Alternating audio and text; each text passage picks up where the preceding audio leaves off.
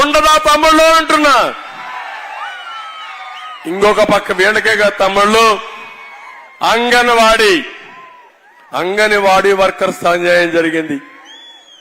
ఈరోజు మీరు చూడండి, అంగన్వాడీ వర్కర్స్ కైతే నేను 5 ఏళ్లలో 6,300 పెంచాను. ఈ దుర్మార్గుడు వచ్చి నాకు ఏమీ పెంచకుండా మళ్ళా అధికారంకి వస్తే నేను పెంచుతాన్నాడు. ఈయన అధికారంలోకి వచ్చేది సచ్చేది లేదు, వచ్చేది మనమే, పెంచేది మనమే. ఆ విషయం అంగన్వాడీ వర్కర్స్ అందరికీ విజ్ఞప్తి చేస్తున్నా. మీ సమస్యలు తెలిసిన వ్యక్తిని మళ్లీ హామీ ఇస్తున్నా, తప్పకుండా గవర్నమెంట్ వస్తానే మీకు న్యాయం చేసే బాధ్యత నాదని మా అంగన్వాడీ వర్కర్స్ అందరికీ హామీ ఇస్తున్నా. హోంగార్డులు ఉన్నారు, వాళ్ళకు కూడా ఇబ్బందులున్నాయి. నేను ఒకప్పుడు 9,000 జీతం వస్తే ఆందోళన 18,000 చేశా. ఇప్పుడు ₹1 పెంచలా ఆయన.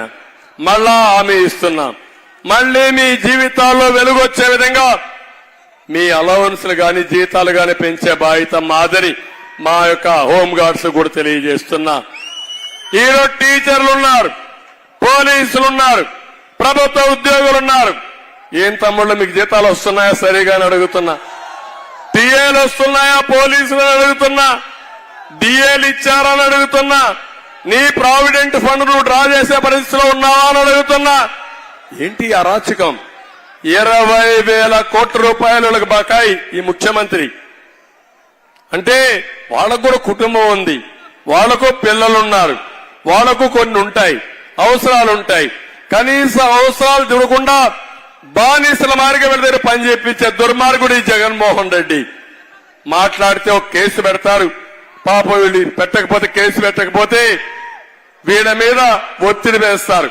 అంటే రిజర్వ్ లో పెడితే వీళ్ళకి జీతాలు రావు, వీళ్ళకి జీతాలు రాకపోతే ఇంట్లో గడవదు.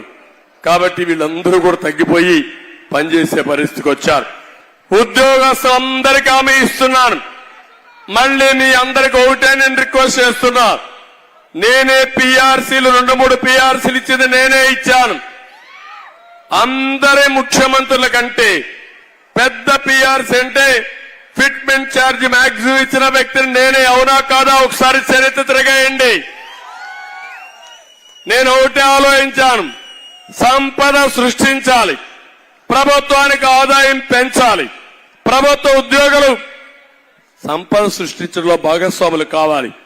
మళ్లీ ఆ సంపద వచ్చిన తర్వాత ప్రభుత్వ ఉద్యోగులకు కూడా న్యాయం జరగాలి, వాళ్లు కూడా తృప్తిగా పనిచేయాలని దేశంలోనే సెంట్రల్ గవర్నమెంట్ కంటే ఎక్కువ జీతాలు ఇవ్వాలని ఆలోచించిన వ్యక్తిని నేనేనని చెప్పి మీ అందరికి తెలియజేస్తున్నా.